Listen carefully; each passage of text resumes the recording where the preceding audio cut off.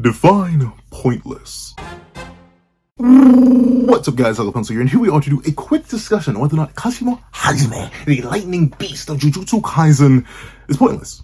Like, as a character, like 100%, million, billion, trillion, quintillion % is overall pointless and honestly adds nothing to the narrative, and might as well have just wasted our time for how much build-up we got to accomplish literally nothing.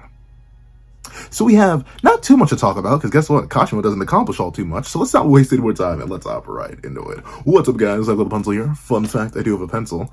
I don't actually have a yellow pencil. Psych, I do have a yellow pencil. And I also got a blue pencil. And I also happen to have it on me and keep it on me at all times. And another fun fact, Kashimo Hajime. Oh.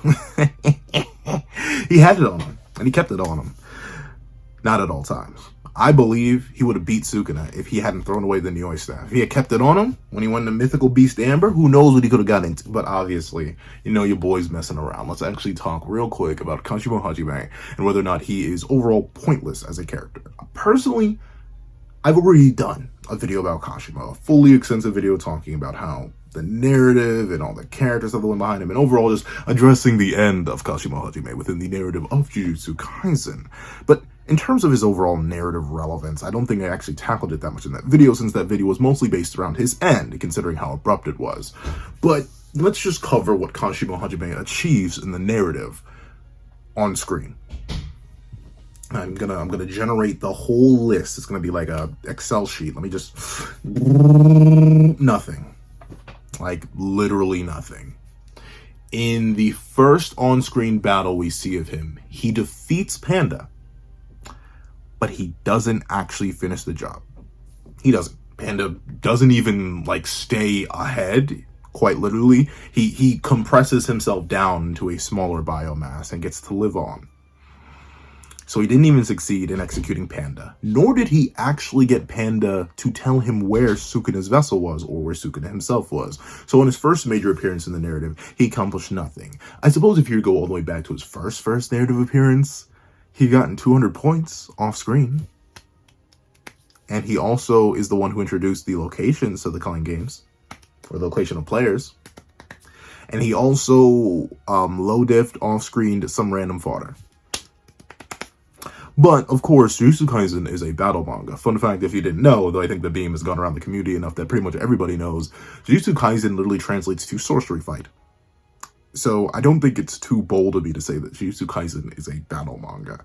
And while sure, it's nice that Kashimo has a confirmed 200 divided by 5 would be, he has a 40-person slaughter count off screen, and even in the flashback he had a pretty hefty amount of bodies behind him. But if we're talking about on-screen battles that Kashimo has definitively won, he has won, and it's against Panda. But even then, in terms of overall accomplishment, he doesn't get the information he wants from Panda. He doesn't actually like execute Panda. He just has Panda's head on a stick and then proceeds to get punched in the mouth. So that's not all too good. His next, and he only has 3 fights. I was about to say his next major battle, like there's so many to cover. No, the man has 3 fights, and one barely counts as a fight because it's a massacre, and another barely counts as a fight because it's a massacre, and the third one, I think it's not a massacre. In fact, I think Kashimo's the dominant person, but Hakari Kinji versus Hajimekashimo. And here's the thing about this battle in particular. It is pretty much all vibes. like I hate to say it, but both Kashimo Hajime and Hakari Kinji, by the time they're introduced in the narrative, they have build-up, they have hype behind them, but it's so loose and scattershot that it's like, we know really nothing about these characters. Loose ideas about their respective ideologies and goals, but that's about it. The whole reason the fight is so entertaining and why a lot of people have it as one of their favorite fights, if not their favorite fight in the series, is just because of the choreography, the dynamics, and the character writing between them. But if we're once again strictly ignoring all of that and just weighing Kashimo on a narrative scale in terms of what he accomplished, he lost the fight. He lost the fight. I hate to say it. In a similar vein to a lot of other scenarios where, oh, well, you could have won if you did this. No, he lost the fight. He climbed out of the water after going La Bomba, and then he found out that, oh no, Hakari Kinji is Hakari Himji, and he just got clocked straight across the dome piece. And he lost that battle. So Hakari Kinji beat Kashimo Hajime in a battle manga, meaning that Kashimo Hajime is 1 for 1. He has 1 dub against Panda, which barely counts as a dub since Panda survived relatively fine. He just small. I'm trying to hold back the panda hate so much. I want you to know it's taking all my willpower to not insult that disgusting creature. Sorry. This is a logical video. But for that, he has one win against Panda that he doesn't even complete the execution on, which means he's pretty much trash. And he has a loss against Hakari. Kashimo proceeds to disappear for like 50 chapters. He comes back to glaze. He has a whole bunch of glazing. Wonderful glazing. He's the main, honestly, despite Angel, someone who's actually directly interacted with Sukuna before and like has context because they literally perished to him, at least that's implied in the flashback based on what we learn about Kamutoke and the other cursed tool that Sukuna had. Yeah, Angel's not the main glazer. It's very specifically Hajimekashimo who glazes Ryoma and Sukuna to the moon. The slop is so extravagant that it actually blows my mind to this very day. How sloppy it was. It was everywhere. Kashimo might as well have been drooling all over Sukuna the way he was glazing him. And of course, after the glaze, he said, I might as well hop on it anyway. And he hopped right on Ryoma and Sukuna. But the thing with Ryoma and Sukuna is he likes one person. Himself. So obviously Kashimo Hajime, I mean, I bet he tasted delicious. Because he got turned into a waffle. Now all I need is some Hakari Kinji syrup poured all over him, because yeah, he lost to Sukuna too. And he didn't just lose to Sukuna, I want you to realize. He lost to Sukuna after unveiling his super secret crazy curse technique that had been hyped ever since his introduction. He did that after, you know, landing 3 total hits on a brain damaged, toe stub having, missing hand having, one eye having, like, geez, it's kind of hard to quantify how weakened that Meguna was. And then proceeds to do absolutely nothing to 20-finger Sukuna in the hand body form. Ultimately, Kashimo just achieves nothing in terms of victory. But does that make him pointless? At least in my opinion, no, it doesn't. Now, obviously, I've been ragging on Kashimo for the past couple of minutes. Oh, he can't complete his executions. Oh, he lost his fights. Oh, he's just fodder. He's just trash. He's just a giga glazer this side of the Mississippi. But let me level with you real quick. In terms of overall narrative weight, I don't think Sukuna would have hit as hard if he popped true form with nobody to job for him.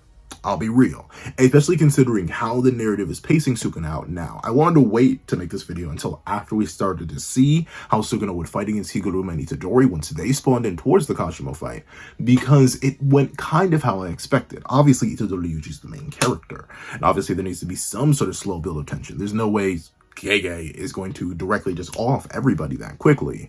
So, thusly, Sukuna kind of needed a jobber in order to show us why, oh, he's so himothy, he's so overwhelmingly powerful, it's just so thick and fat, and you could wrap around your throat, that's how girthy it is. And Kashimo Hajime served that purpose. That is a point to the character.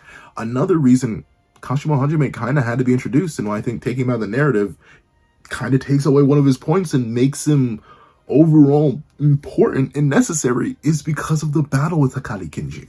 Realize that without that fight, we would have no real context for Hakari, at least not at his peak state in Jackpot. Without that fight, we wouldn't know about the infinite RCT, we wouldn't know about the domain spin, we wouldn't know about nothing with Hakari Kinji. And that's Hakari's only fight after the Charles one, but it's realistically the only fight we see of Hakari in Jackpot before we get to his current battle of Uraume. Dog. How are we going to know how powerful Hakari is without a goalpost, a powerful individual themselves, and Kashimo going head-to-head with Hakari and showing why Hakari is so himothy? That's another thing that's necessary. And heck, even Kashimo, for that waste disgusting, I despise every... My therapist said I gotta stop hating. It's too much negativity for my heart and soul. But honestly, maybe I should just give into the darkness and teleport into the narrative and rip it apart, live more. But regardless, even Panda, his execution was admittedly a jobber moment for Kashimo, but also was kind of necessary for his own character journey, his own development, his own push forward in his self-reflection, and the loss of his family, which is a very necessary part to his character story and character development. So overall, did Kashimo accomplish much? In terms of battle shonen, Not really. Sure, he does have his off-screen feats, but like off-screen, I don't want to say off-screen feats don't matter, right? Like without off-screen feats, we wouldn't have the current setup right now. The Culling Games only progressed the way it did because of Kashimo Hajime with his points, and because of Higuruma with their points, and a lot of their points, if not all of them, no, literally all of them now that I think of it, all their points came from off-screen dubs. So ultimately, they did accomplish something. And especially with Kashimo Hajime, he definitely accomplished something, but it was all off screen. But for the character being pointless, I think that's a little bit too harsh for the character. Sure, was he introduced solely to job, to make Sukuna look better, to glaze Sukuna, to do all that? Yes. But unfortunately, every character needs their glazer. Every character needs their jobber, every story needs their tool characters, and in this way, I think Kashimo Hajime succeeds as the ultimate and most perfect tool to push the story forward. However, that's what I think. Please let me know what you guys think in the comment section down below. I would like to thank you guys so much for watching. If you made it all the way to the end of this video, please leave the lightning glazer in the comment section down. It sounds like I'm talking about like a super fast, like, donut employee, like they can just glaze everything at lightning speed. But leave the lightning glazer in the comment section down below. I'd like to thank you so much for watching. Remember to leave a like, share, comment, and subscribe, and make sure you hit that little notification bell so you do not miss out on any videos that come to the channel. Also, I do happen to have a Patreon down below where you can support me for as low as $1 a month. Things like exclusive videos, early content, and more. You can also now become a member of the channel for as low as $3 a month to get the same perks and more. Some of those perks include the live reaction to the very next chapter of Jujutsu Kaisen. Now, I'd like to thank you guys so much for watching once again, and hope you guys have a wonderful day. This is Dago the Pencil, writing off. I'd like to give a thank you to our $3 members, Sukuna Plays, Redel 4765, and Greyhound. I'd like to give another thank you to our $5 patrons, Victor, Sean, Midnight Gemlord, Kevin, Demx LND, and Igneal. I'd like to give a thank you to our $7 member, Autumn's Morning Lazo. And I'd like to give another gargantuan thank you to our $10 patrons, Robbie Uchio, Joaquin, Idemokami, and China Doll 09. I'd like to give a thicker than a snicker thank you to our $25 member, Alex Ice Rose. I'd like to give another thicker than a frozen jar of peanut butter thank you to our $25 patron, Calvin Elder.